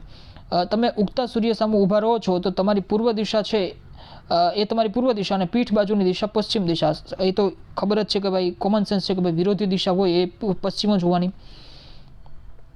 તે ઉપરાંત તમારી જે ટેક્સ્ટ બુક છે એમાં તમને 12.5 જે ફિગર આપેલી છે દિશા અને ખૂણાવાળી, તો 12.5માં 4 મુખ્ય દિશાઓ દર્શાવેલ છે અને અન્ય 4 મધ્યવર્તી દિશાઓ કહેવાય, બરાબર છે. એટલે હું જેને ઇન્ટરમીડિયેટ ડાયરેક્શન કહેતો હતો એ મધ્યવર્તી દિશાઓ, બરાબર છે. ઉત્તર પૂર્વને આપણે ઈશાન કીધું, દક્ષિણ પૂર્વને અગ્નિ, દક્ષિણ પશ્ચિમને નૈઋત્ય અને ઉત્તર પશ્ચિમને વાયવ્ય દિશા કહેવાય છે. તો આ વસ્તુ મેં તમને યાદ રખાવી દીધી કે ભાઈ કઈ રીતે તમે યાદ રાખી શકો. દિશાઓ અને મધ્યવર્તી દિશાઓની મદદથી નકશામાં કોઈ પણ સ્થળને જે છે શોધી શકાય છે. તે ઉપરાંત હોકા યંત્રની જે છે અહીંયા તમને ઇન્ફોર્મેશન આપેલી છે કે ભાઈ 12.7 નંબરનું ફિગર છે કે ભાઈ ચુંબકનો જે ગુણધર્મ છે એના આધારે વિકસાવવામાં આવેલ સાધનને આપણે હોકા યંત્ર કહીએ છીએ. હોકા યંત્ર જે છે કાચથી ઢંકાયેલું બોક્સની અંદર એક ચુંબકીય સોય ધરી પર રાખેલી હોય છે જે મુક્ત રીતે ફરી શકે છે. સોય ઉપર નોર્થ અને સાઉથ દર્શાવેલ હોય છે. હોકા યંત્રનો ઉપયોગ વહાણ, સ્ટીમર, સબમરીન, વિમાન વગેરેમાં દિશા નિર્ધારણ માટે થાય છે. અને આ રીતે જે છે એ તમને દિશા વિશેની અહીંયા ઇન્ફોર્મેશન પણ કમ્પ્લીટ થાય છે. હવે આપણે જોઈએ છીએ નકશાનું ત્રીજું મહત્વપૂર્ણ અંગ અથવા કમ્પોનન્ટ કે જેને કહેવાય છે કન્વેન્શનલ સાઇન, બરાબર છે, કે ભાઈ કન્વેન્શનલ સાઇન છે એ શું છે. ઓકે, તો તમે જુઓ સૌથી પહેલાં તો સપોઝ કે કોઈ મેપ છે અથવા તો કોઈ નકશો છે, બરાબર છે, એમાં આપણે માની લો કે પોલિટિકલ મેપ છે અને ખાસ કરીને જરૂરત પડી કે ભાઈ આપણે એમાં હોસ્પિટલ છે, કેમ કે એમાં હોય જ, બરાબર છે. ઇવન તમારા ગૂગલ મેપ જે છે એમાં પણ તમે ઓપન કરીને જોઈ શકો છો. હોસ્પિટલ છે, તે ઉપરાંત કોઈ પણ આપણે સિટી, મતલબ અહીંયા સિટી આવેલું છે એ જોવું હોય, રેલ પાથ થાય છે એ આપણે કેવું હોય, દીવા દાંડી જે છે એ કેવું હોય, પોસ્ટ ઓફિસ છે, સર્કિટ હાઉસ છે, આ બધી વસ્તુની ઇન્ફોર્મેશન દેવી છે મારે, તો એના માટે અલગ અલગ યુનિવર્સલ સિમ્બોલ નક્કી થયેલા હોય છે. એટલે આ સિમ્બોલ તમે જુઓ કે માત્ર આપણા શહેરમાં ચાલતું હોય કે ભાઈ આપણા સ્ટેટમાં ચાલતું હોય, આપણા દેશમાં ચાલતું હોય એવો ના હોય. આ સિમ્બોલ જે છે એ યુનિવર્સલ હોય, એટલે કે વૈશ્વિક હોય. આખા વિશ્વ માટે આ સિમ્બોલ જે છે એક જ હોવાનો. કેમ કે માની લો કે કોઈ સપોઝ કે તમે ભારતમાં રહ્યો છો અને ભારતમાં માની લો કે પોસ્ટ ઓફિસ માટે જે સિમ્બોલ ચાલતો હોય, માની લો કે તમે યુકે જાઓ છો, યુકેમાં એ સિમ્બોલ ન ચાલીને કોઈ બીજો સિમ્બોલ ચાલતો હોય, તો તમારે પોસ્ટ ઓફિસને ઓળખી કેવી રીતે શકશો તમે, અથવા રેલવે સ્ટેશન જે છે એને ઓળખી કેવી રીતે શકશો? એટલા માટે આખા વિશ્વ માટે એક જ કોઈ પણ એક સ્થળ માટે અથવા કોઈ પણ એક વસ્તુને દર્શાવવા માટે આપણે એક જ સિમ્બોલનો જે છે આખા વિશ્વ માટે ઉપયોગ કરતા હોઈએ છીએ. સપોઝ કે તમે માની લો કે પાકો માર્ગ જતો હોય છે, બરાબર છે, એકદમ સાવ પાકો માર્ગ, તો એના માટેનો આ સિમ્બોલ આપેલો છે, તો આ સિમ્બોલ જે છે એ આખા વિશ્વમાં ચાલતો હોય. તો એ રીતે સિમ્બોલની જે છે અહીંયા, અથવા જેને કહી શકાય રૂઢ સંજ્ઞાઓ જે છે એની અહીંયા ખૂબ જ ઇમ્પોર્ટન્ટ હોય છે. પ્રેક્ટિકલી કોઈ પણ વસ્તુ જે છે એ પોસિબલ નથી મેપમાં અથવા તો નકશામાં આપણે દર્શાવવું. સપોઝ ક્યાંક માઉન્ટેન છે, એટલે કે ક્યાંક પર્વત છે, તો એને પેજમાં આપણે ડ્રો ન કરી શકીએ. આ સપોઝ કે ભારતનો નકશો છે, બરાબર છે, તો ભારતના નકશામાં એક ફિઝિકલ જે મેપ હોય, ભૌતિક જે નકશો છે એમાં આપણે નકશાને દોરી શકીએ છીએ, બરાબર છે. પણ માની લો કે આવો કોઈ મેપ છે, બરાબર છે, સિમ્પલ મેપ, કે એમાં ઓલમોસ્ટ આપણે બધી વસ્તુ કહી દેવી છે, અને ખાસ કરીને શહેર ને ગામ ને દેશને એ બધા દર્શાવતા નકશાઓ છે, તો એ બધી વસ્તુમાં પોસિબલ નથી કે ભાઈ માઉન્ટેન પર્વત જે છે એ દોરવા.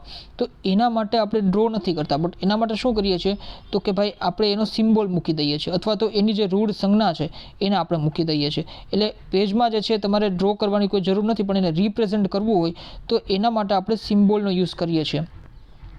કેવી રીતે સિમ્બોલનો યુઝ કરીએ છીએ તો કે માની લ્યો કે ભાઈ ઓકે, આ જે કોઈ પણ નકશો હોય તો એમાં સપોઝ કે આપણે કેમ કે હમણાં જ આપણે આગળ જોયું કે ભારતનો નકશો હોય, તો ઉપરાંત ગુજરાતનો નકશો હોય, કોઈ પણ બીજા અન્ય દેશનો પણ નકશો હોય, તો માની લો કે ક્રાઇટેરિયા નક્કી થયું હોય કે ભાઈ આંતરરાષ્ટ્રીય સરહદ છે, તો આ રીતે આપણે બોર્ડર જે છે બનતી હોય છે, બરાબર છે. તમારી ટેક્સ્ટ બુકમાં ટેબલ આપેલું છે 12.9 ટેબલ, એને પણ તમે ભેગું ઓબ્ઝર્વ કરજો. રૂઢ સંજ્ઞાઓ 12.9, પેજ નંબર છે 75. તો એમાં તમે ટેક્સ્ટબુકમાં પણ તમે જોઈ શકો છો કે ભાઈ આંતરરાષ્ટ્રીય સરહદ હોય, તે ઉપરાંત અન્ય વસ્તુઓ જે છે એના માટે એને દર્શાવવું હોય તો રૂઢ સંજ્ઞાઓ આપેલી હોય છે. તે ઉપરાંત તમે જુઓ કે ક્યાંક ઘણી જગ્યાએ અન્ય વસ્તુને દર્શાવવા માટે કલર પણ આપેલા હોય છે, કે ભાઈ બહુ બધી વસ્તુ જો મેપમાં ભેગી થઈ જાય તો સિમ્બોલને દર્શાવવા પણ ઇઝી નથી હોતા, સિમ્બોલની જ પણ સ્પેસ નથી હોતી. તો એના માટે શું કરીએ તો કે ભાઈ એના માટે કલરથી આપણે એને દર્શાવી શકીએ. સપોઝ કે ભૂમિ સ્વરૂપ છે, ઓકે, અલગ અલગ ભૂમિ સ્વરૂપ છે, તો એના માટે આપણે કથ્થાઈ અથવા તો બદામી રંગનો ઉપયોગ કરી શકીએ. તે ઉપરાંત જળ સ્વરૂપ છે, તો પાણીનો રંગ જે છે બ્લુ હોય તો વાદળી રંગનો આપણે ઉપયોગ કરીએ. અહીંયા તમે જુઓ કે ભાઈ આ તમને સ્ક્રીન ઉપર મેપ દેખાય છે, તો સ્ક્રીન ઉપર તમને જે મેપ દેખાય છે તો આ પાણીનો રંગ તમે જુઓ કે વાદળી રંગનો છે. તે ઉપરાંત અહીંયા તમે જુઓ કે આ બધા જે ભૂમિ સ્વરૂપો તમને દેખાય છે તો કથ્થાઈ અને જેને કહી શકાય બદામી રંગના ભૂમિ સ્વરૂપો છે. તે ઉપરાંત તમે જુઓ વનસ્પતિ પ્રદેશ છે, તો અહીંયા તમે જુઓ કે બધે ગ્રીન કલર દેખાય છે, લીલો કલર દેખાય છે.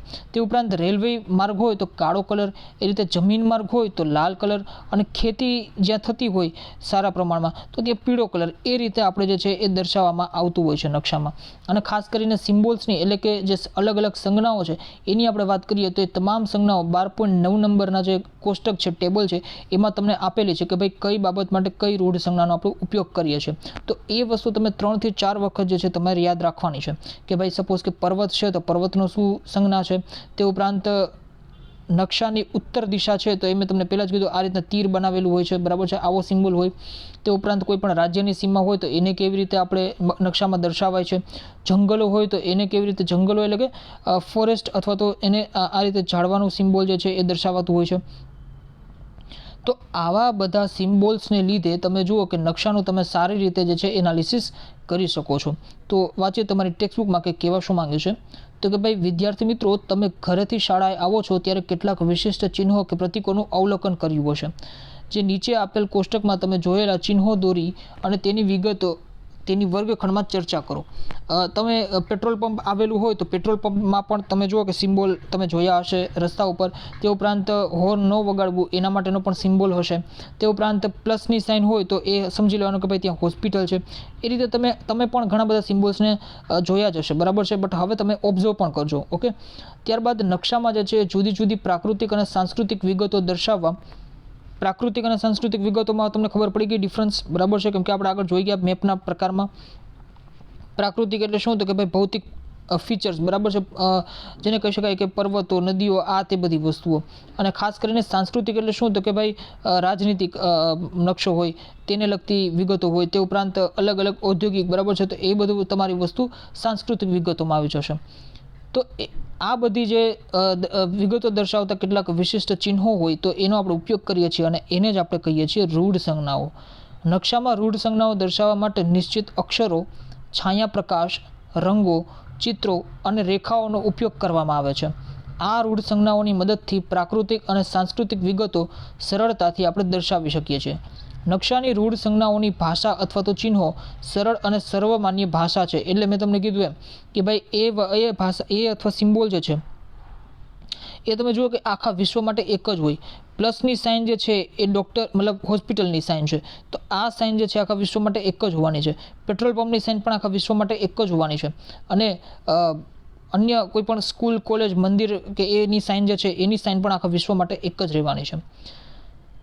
તો નકશાની રૂઢ સંજ્ઞાઓની ભાષા અથવા ચિહ્નો સરળ અને સર્વમાન્ય ભાષા છે. આ ચિહ્નો સંદર્ભે આંતરરાષ્ટ્રીય સમજૂતી હોવાથી નકશાઓમાં રૂઢ સંજ્ઞાઓનો ઉપયોગ થાય છે. એટલે કે ભાઈ ઇન્ટરનેશનલ લેવલ પર એગ્રીમેન્ટ થયા હોય કે ભાઈ આ એક આપણે સિમ્બોલ રાખવાનો છે આ વસ્તુ માટે, અને આખા વિશ્વમાં પછી એ જ વસ્તુ જે છે થતી હોય છે. તમે ટેબલમાં એનાલિસિસ કરી શકો છો તમામ જે સિમ્બોલ્સ છે એનું, બરાબર છે. તો ચિહ્નો ઉપરાંત નકશામાં જુદા જુદા રંગ અને રંગ સ્તરથી વિભિન્ન પ્રાકૃતિક અને સાંસ્કૃતિક વિગતો દર્શાવી શકાય છે. તો એ આપણે તમે જુઓ કે નીચે આપેલ કોષ્ટકમાં પ્રાકૃતિક અને સાંસ્કૃતિક વિગતોને રંગ વડે આપણે દર્શાવેલી છે. મેં તમને સમજાવેલું એમ કે ભાઈ ક્યાંક ખેતી થતી હોય, જમીન માર્ગ હોય, રેલ માર્ગ હોય, તો એના માટે આપણે અલગ અલગ પ્રકારના રંગોનો ઉપયોગ કરીએ છીએ. તો આ થઈ ગયું તમારા નકશાના જે છે અંગો વિશેની સમજૂતી કે ભાઈ દિશા એટલે અને પ્રમાણમાં આપણને જે રૂઢ સંજ્ઞાઓ છે આ ત્રણેય કેવી રીતે નકશાના મહત્વપૂર્ણ અંગો છે એ વિશેનું મેં તમને અહીંયા સમજાવી દીધું અને જે છે આપણે ઇન્ફોર્મેશન લઈ લીધી. હવે જે આપણો નેક્સ્ટ પાર્ટ છે એ જે છે ભારતનું સ્થાન, બરાબર છે. કે ભાઈ આ વસ્તુ આપણે સમજી લીધી, બરાબર છે. ભૂગોળમાં આપણે શું સમજ્યા અત્યાર સુધી, તો કે ભાઈ એકદમ ઝીરો લેવલથી સ્ટાર્ટ કર્યું હતું કે ભાઈ બ્રહ્માંડથી, મંદાકિની આકાશગંગા, તે ઉપરાંત અનેક ગ્રહો, તારાઓ, નક્ષત્રો, પૃથ્વી ઉપર પછી આપણે જોયું તો અક્ષાંશ રેખાંશ આપણે જોયું હતું, બરાબર છે. અક્ષાંશ રેખાંશ શું છે, તે ઉપરાંત ધ્રુવનો તારો શોધવાની આપણે કોશિશ કરેલી, અલગ નક્ષત્રો આપણે જોયા, અક્ષાંશ રેખાંશ જોયા, પછી પૃથ્વી ઉપર અક્ષાંશ રેખાંશ જોયા તો પછી પૃથ્વી ઉપર દિવસ રાત કેવી રીતે થાય છે, ઋતુઓ કેવી રીતે થાય છે એ વસ્તુ જોયું. ખાસ કરીને આપણે ગ્રહણ વિશે જોયું અને પછી આપણે ધીમે ધીમે પૃથ્વી ઉપર આવ્યા. ઓકે, એટલે કે ભાઈ પૃથ્વી ઉપરના આપણે અલગ અલગ ભૂમિ સ્વરૂપો વિશે એનાલિસિસ કર્યું કે ભાઈ ક્યાંક તો તમે જુઓ પર્વત છે, નદીઓ છે, તે ઉપરાંત પણ ઉચ્ચ પ્રદેશો છે. તો મેજોરિટી જે લેન્ડફોર્મ છે, ભૂમિ સ્વરૂપ છે, એના વિશેનું આપણે ઇન્ફોર્મેશન અથવા સમજૂતી જે છે એ મેળવી લીધી. ત્યારબાદ આપણે નકશા વિશે સમજૂતી મેળવી લીધી કે ભાઈ નકશાઓ શું હોય, આ બધી વસ્તુ સમજૂતી મેળવી લીધી. તો હવે આપણે આપણા દેશ ઉપર પણ આવવું પડે ને કે ભાઈ ભારતનું સ્થાન શું છે આખા વિશ્વમાં અથવા પૃથ્વી ઉપર. કેમ કે આપણે પૃથ્વીને ઓલમોસ્ટ સમજી લીધી છે. જેટલી બેસિક સમજૂતી આપણે જોઈતી હતી પૃથ્વીને સમજવા માટેની એ વસ્તુ આપણે જોઈ લીધી. તો પૃથ્વીને સમજ્યા બાદ હવે આપણે ધીમે ધીમે ભારત ઉપર આવવાનું છે અને નેક્સ્ટ ચેપ્ટર તમારું ભારત ઉપર બેઝ છે કે ભાઈ ચેપ્ટરની થીમ જ છે, ચેપ્ટરનું નામ જ છે કે ભાઈ ભારત, એની ભૂપૃષ્ઠ, આબોહવા, વનસ્પતિ અને વન્યજીવન. તો એ વસ્તુ જે છે આપણે નેક્સ્ટ ચેપ્ટરમાં આપણે જોવાના છે. આખું કમ્પ્લીટ ચેપ્ટર તમારા ભારત ઉપર છે. અત્યારે આપણે ભારતનું સ્થાન માત્ર જોવાનું છે. તો તમે તમારી સ્ક્રીન ઉપર પણ જોઈ શકો છો. પહેલાં હું મારી રીતે તમને સમજાવી દઉં, બરાબર છે. પછી આપણે ટેક્સ્ટબુકમાં જોઈએ કે સ્ક્રીન ઉપર તમે જુઓ કે ભાઈ એશિયા ખંડ, બરાબર છે. આઈ હોપ કે એશિયા ખંડ વિશે બધાને ઓલમોસ્ટ આઈડિયા હશે જ કે ભાઈ 7 પ્રકારના, તમે તમારો એટલાસ પણ ખોલો, ઓકે, અત્યારે, અને તમે જુઓ કે 7 જે છે ખંડ આવેલા હોય છે, બરાબર છે. કે ભાઈ એશિયા, તે ઉપરાંત Africa, north America, South America, Australia અને એન્ટાર્કટિકા. તો આ રીતે તમે જુઓ કે આ આખો એશિયા ખંડ છે. અને જે લોકોને હજી ખંડ ઓળખતા નથી આવડતું એ લોકોને પણ એક રિક્વેસ્ટ છે કે ભાઈ તમે લોકો એટલાસમાં તમે એનાલિસિસ કરો, વારે વારે ગૂગલ પર જુઓ, ઓકે, અને ખંડને ઓળખતા શીખો. તો જ તમે જે છે એ આમાં આગળ વધારે મજા આવશે. કે ભાઈ સપોઝ કે આ એશિયા ખંડ આવેલો છે, તેની સામે તમે જુઓ બાજુમાં યુરોપ ખંડ આવેલો છે. ખાસ કરીને રશિયા દેશ વિશે તમે જુઓ તો રશિયા દેશ જે છે યુરોપમાં પણ છે અને એશિયામાં પણ છે, ઓકે. અને અમુક ભાગ જે છે યુરોપમાં છે અને અમુક ભાગ જે છે એશિયામાં છે. ત્યારબાદ તમે અહીંયા તમે નીચે જાઓ તો તમને આફ્રિકા મળશે, આ સાઈડ તમે જાઓ તો તમને ઓસ્ટ્રેલિયા મળશે, તે ઉપરાંત નોર્થ અમેરિકા, સાઉથ અમેરિકા. તો Asia, Europe, Africa, Australia, North America, South America, Antarctica, એ રીતે 7 ખંડો જે છે એ આપણે પાર્ટ પાડેલા છે વિશ્વમાં, ઓકે. અને એક વખત તમે જોઈ લો, બરાબર છે. અહીંયા માત્ર તમે ઇમેજ કરજો. સપોઝ કે આ એશિયા છે અને આ અહીંયા યુરોપ છે. ઓકે, આ જે છે એ એશિયા છે, આ અહીંયા બાજુમાં યુરોપ છે, અહીંયા નીચે જે છે એ ઓસ્ટ્રેલિયા છે, આ એન્ટાર્કટિક છે, અહીંયા ઉત્તરી અમેરિકા ખંડ છે, અહીંયા જે છે એ દક્ષિણી અમેરિકા ખંડ છે અને અહીંયા જે છે એ આફ્રિકા છે. તો આ રીતે તમે તમારા મેપમાં પણ તમે એનાલિસિસ કરજો. એશિયા ખંડની જો વાત કરીએ તો ભારતનું સ્થાન જે છે એશિયા ખંડમાં છે અને ખાસ કરીને જીઓલોજીકલ દ્રષ્ટિએ તમે જોવા જાઓ તો ભારત જે છે, ભારતીય પ્લેટ જે છે એ અલગ છે. યુરેશિયન પ્લેટ અને ભારતીય પ્લેટ જે છે બંને અલગ છે. એ વસ્તુ આપણે જ્યારે હાયર સ્ટાન્ડર્ડમાં જઈશું જિયોગ્રાફીમાં ત્યારે આપણને જોવા મળશે અને ત્યાં તમને ખબર પડશે કે કઈ રીતે આ ભારત જે છે એ એશિયા સાથે કનેક્ટ થયું, જોડાણું. બરાબર છે. બટ એની ચર્ચા આપણે ન કરતાં ભારતના સ્થાન વિશે અત્યારે આપણે જોઈએ છીએ. તો ભારતનું સ્થાન જો પૃથ્વીની દ્રષ્ટિએ વાત કરીએ તો અહીંયા બે તમને દિશા મુજબ પહેલાં તો આપણે જોવાનું છે કે ભારતનું સ્થાન પૃથ્વીમાં કઈ દિશામાં આવેલું, તો કે ભાઈ ઉત્તર પૂર્વ ગોળાર્ધમાં આવેલું છે. તો પાછું તમે જુઓ કે અહીંયા આપણે પૃથ્વી મેં ડ્રો કરી, આને મેં કીધું વિષુવવૃત્ત એટલે કે 0 ડિગ્રી ઇક્વેટર છે એને કહી દીધું. તે ઉપરાંત આ જે લાઇન છે એને ગ્રીનિચ લાઇન મેં કીધું. બરાબર છે. એટલે કે તમે જુઓ કે આ જે જેને કહી શકાય રેખાંશ, બરાબર છે, અને આ જે અક્ષાંશ છે, બરાબર છે, આને મેં કીધું ગ્રીનિચ લાઇન અને આ જે છે વિષુવવૃત્ત. હવે ભારતનું સ્થાન એમ કહે છે કે ઉત્તર પૂર્વ ગોળાર્ધમાં આવેલું છે. એટલે વિષુવવૃત્તની ઉપર તમે જાઓ તો એ ઉત્તર ગોળાર્ધ, નીચે તમે જાઓ તો દક્ષિણ ગોળાર્ધ. એ જ રીતે તમે રેખાંશ છે તો રેખાંશને તમે આ બાજુ જાઓ તો એ પશ્ચિમ ગોળાર્ધ અને આ બાજુ તમે આવો તો પૂર્વ ગોળાર્ધ. હવે એમ કહે છે ભારતનું સ્થાન ઉત્તર અને પૂર્વ ગોળાર્ધમાં છે. એટલે તમે કઈ રીતે નક્કી કરી શકો, તો કે ભાઈ ઉત્તર એટલે આ ઉત્તર ગોળાર્ધ થઈ ગયું આખું અને પૂર્વ ગોળાર્ધ એટલે કે આ હિસ્સો. એટલે ભારતનું સ્થાન તમે જુઓ કે ઉત્તર પૂર્વ ગોળાર્ધ એટલે મેં ભારત લખ્યું ત્યાં આગળ ભારતનું સ્થાન છે. પૃથ્વી ઉપર ભારતનું સ્થાન ઉત્તર પૂર્વ ગોળાર્ધ એટલે કે આ રીતે ઉત્તર પૂર્વ ગોળાર્ધમાં ભારતનું સ્થાન છે.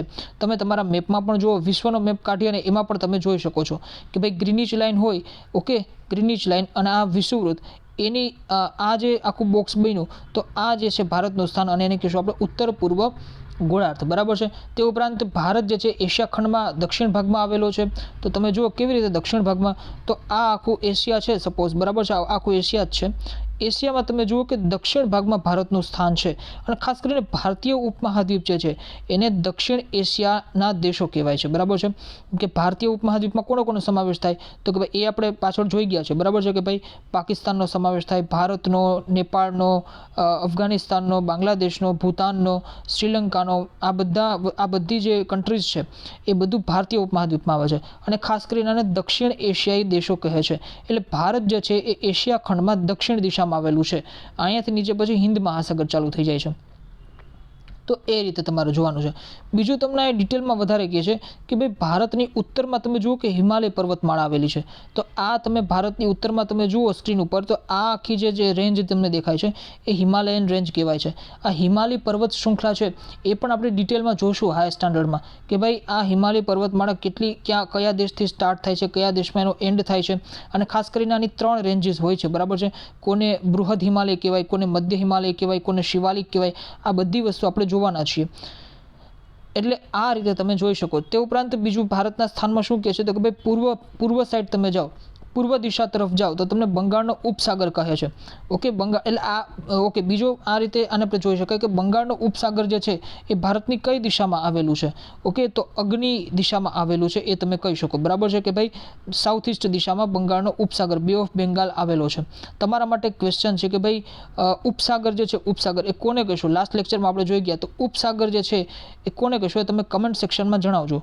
ઓકે, તો ઘણા લોકો કમેન્ટ કરતા જ નથી. હવે એનું રીઝન શું છે કે ભાઈ લોકો કમેન્ટ નથી કરતા? તમે લોકો જણાવો કે કમેન્ટ શું કામ નથી કરતા. ઓકે, તમે લોકોને જો કોન્સેપ્ટ સમજાય છે તો પ્લીઝ કમેન્ટ કરવાનું રાખો.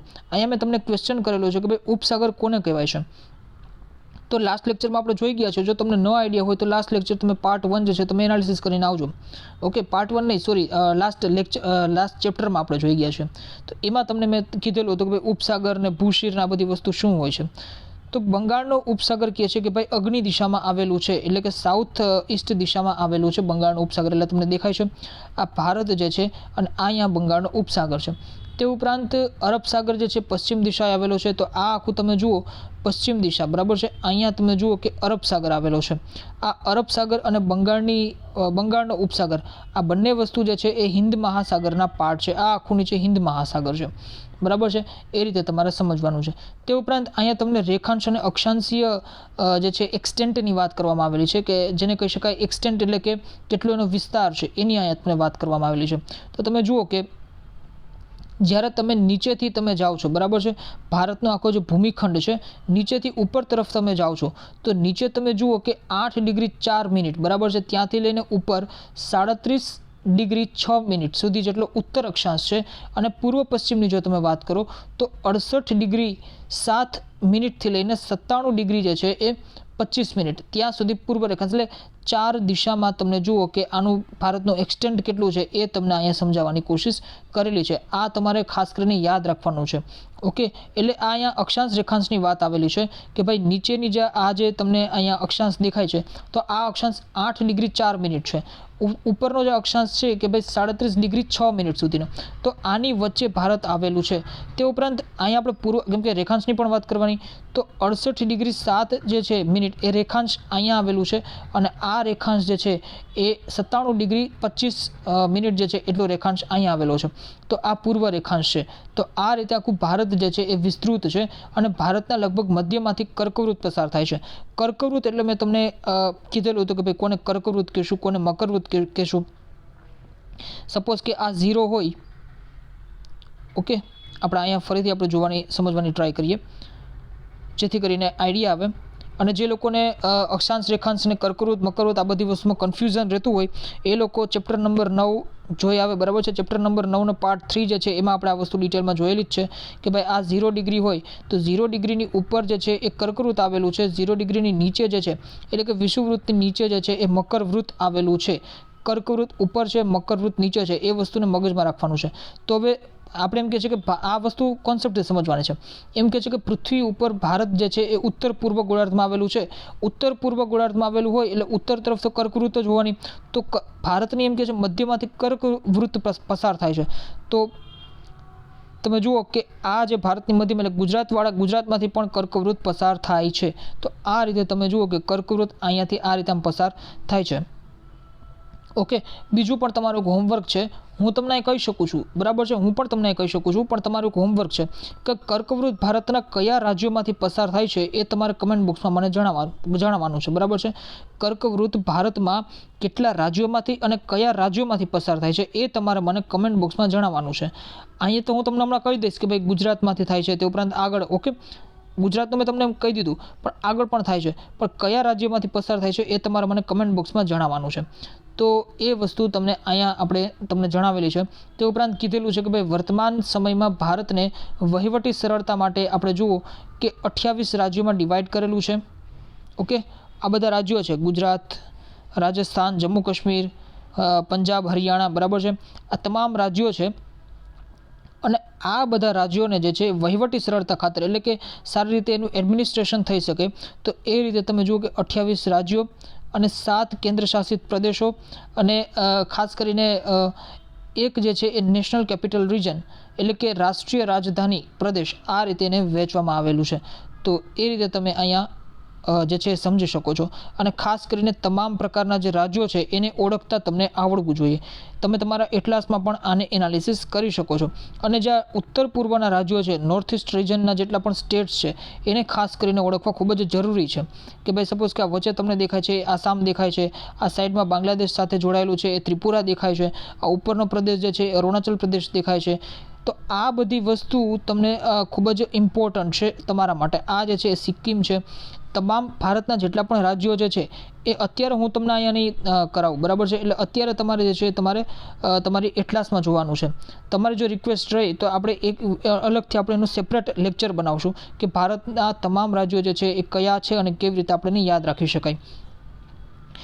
અને તેમ છતાં તમારે એટલાસમાં જે છે તમારી રીતે તો તમારે એનાલિસિસ કરવાનું જ છે, બરાબર છે. આ તમે જુઓ કે પૃથ્વી છે, તો પૃથ્વી ઉપર ભારતનું સ્થાન તમે જોઈ શકો છો, બરાબર છે. એટલે ઉત્તર પૂર્વ ગોળાર્ધમાં, એટલે કહેવાનો મતલબ એ હતો કે આ જે ભારત આવેલું છે એટલે પૃથ્વીનો આ ઉત્તર અને પૂર્વ ગોળાર્ધ, બરાબર છે. આ આપણે આને સપોઝ વિષુવવૃત્ત કીધું તો 0 ડિગ્રી બરાબર છે. તો વિષુવવૃત્તની ઉત્તરમાં અને પૂર્વ ગોળાર્ધમાં હશે, એટલે કે ગ્રીનિચ લાઇન જે છે એ પાછળથી જતી હોય, યુકે જે છે એ પાછળ છે આ પૃથ્વીના ગ્લોબમાં બરાબર છે. તમને જે સ્ક્રીન ઉપર દેખાય છે તે ગ્લોબમાં. તો આ રીતે તમારું જે છે અહીંયા ચેપ્ટર જે છે એ કમ્પ્લીટ થાય છે. 12.11 નંબરનું તમારું જે ટેક્સ્ટબુકમાં ચિત્ર આપેલું છે એ ભારતનો રાજકીય નકશો આપેલો છે, એનું તમે સારી રીતે એનાલિસિસ કરજો કે ભાઈ કયો દેશ જે છે ક્યાં આવેલો છે. ઓકે, જેથી કરીને તમને આઈડિયા રહેશે. હું તમને અહીંયા મેપ લગાવી અને તમને કહી શકું છું, પણ એ વસ્તુનું કોઈ મહત્ત્વ નહીં રહે. તમે તમારી જાતે જ્યાં સુધી એનાલિસિસ નહીં કરો એક એક રાજ્યને ઓળખવાની, ત્યાં સુધી એ તમને યાદ નહીં રહે. અને તમારી ઇઝીલી તમારી ટેક્સ્ટબુકમાં આપેલું જ છે 12.11 નંબરનું ફિગર, એટલે તમારે એ કોઈ પણ વસ્તુને શોધવાની પણ કંઈ જરૂર નથી બરાબર છે. તો એ રીતે તમે જોઈ શકો છો. તો અહીંયા તમારું ચેપ્ટર જેને કહી શકાય કે 12મું ચેપ્ટર જે છે એ કમ્પ્લીટ થઈ ચૂક્યું છે. નેક્સ્ટ ચેપ્ટર જે છે આપણું 13મું ચેપ્ટર એ સંપૂર્ણ ભારતની ભૂગોળ ઉપર જે છે ડિપેન્ડન્ટ ચેપ્ટર છે, અને ત્યારબાદ આપણું ભૂગોળ જે છે ઓલમોસ્ટ કમ્પ્લીટ થઈ જાય છે. અને આપણે જે છે ત્રીજા સબ્જેક્ટ ઉપર પ્રવેશ કરી જશું, ધોરણ 6 સામાજિક વિજ્ઞાનના ત્રીજા સબ્જેક્ટ ઉપર પ્રવેશ કરી જશું. ઓકે, તો જે લોકો હજી સુધી ચેનલને સબસ્ક્રાઇબ નથી કરતા એ લોકો સબસ્ક્રાઇબ કરવાનું રાખે. તે ઉપરાંત વૃક્ષો વાવો, પર્યાવરણ બચાવો અને પૃથ્વીનું સંરક્ષણ કરો, કેમ કે તમે જુઓ કે વૃક્ષોનું દિવસે દિવસે જે છે મહત્ત્વ વધતું જશે, કેમ કે એ વૃક્ષોની સંખ્યા ઘટતી જશે. જે વસ્તુની સંખ્યા ઘટે એનું મહત્ત્વ ધીમે ધીમે વધે. એટલે પર્યાવરણ બચાવવા માટે વૃક્ષ જે છે એ ખૂબ જ ઇમ્પોર્ટન્ટ રોલ પ્લે કરે છે, અને એ રીતે પૃથ્વીનું સંરક્ષણ કરવાની વાત છે. તો thank you for watching this lecture. તમને જો સંતોષ થયો હોય તો લાઇક કરવાનું રાખો, તે ઉપરાંત તમારા ફ્રેન્ડ્સ જોડે શેર કરવાનું રાખો, અને ચેનલને જે છે સબસ્ક્રાઇબ કરવાનું રાખો. સબસ્ક્રાઇબ કરશો તો મને વધુને વધુ મોટિવેશન મળશે સારી રીતે કામ કરવાનું, અને જેને કહી શકો કે કોન્ફિડન્સ જાગશે. અને આપણા લેક્ચરમાં તમે જો કે કોઈ પણ વસ્તુ આડી અવળી નથી થતી બરાબર છે. કોઈ એડવર્ટાઇઝમેન્ટ કરેલી હોય કે કોઈ બીજી ત્રીજી વાત કરીને ટાઈમપાસ કરવાની વાત આવેલી હોય, એવી કોઈ પણ વસ્તુ અહીંયા આપણા લેક્ચરમાં થતી નથી અને થશે પણ નહીં બરાબર છે. સીધી બાત, નો બકવાસ તરીકે આપણે કામ કરીએ છીએ કે ભાઈ આપણી ટેક્સ્ટબુક છે એને ફોલો કરવાનું છે, એક કોન્સેપ્ટને આપણે સમજવાના છે સારી રીતે, તો એ સમજવાની ટ્રાય કરીએ છીએ બસ. એનાથી વિશેષ બીજું કોઈ પણ આપણું એમ નથી. ખાસ કરીને તમે ચેનલની વિઝિટ કરો ત્યારે એબાઉટ સેક્શનમાં તમે જજો, ત્યાં મેં લખેલું છે કે ભાઈ શું આ ચેનલનો જે છે એ એમ હશે, મકસદ છે બરાબર છે, અથવા ધ્યેય છે. અને પ્લેલિસ્ટને પણ તમે જોજો, ધોરણ 6 સામાજિક વિજ્ઞાન કરીને પ્લેલિસ્ટ પણ બનાવેલું છે, તો એની પર તમે વિઝિટ કરજો. ત્યાં તમને બધા જ ચેપ્ટર જે છે ઇઝીલી તમને મળી રહેશે. ઓકે, તો સબસ્ક્રાઇબ કરવાનું રાખો. અત્યારે ને અત્યારે જે છે તમે સબસ્ક્રાઇબ કરો અને બેલ આઇકનને જે છે પ્રેસ કરી દેજો, જેથી કરીને તમને નોટિફિકેશન મળી રહે. તો stay connected and keep watching. Thank you for watching this lecture.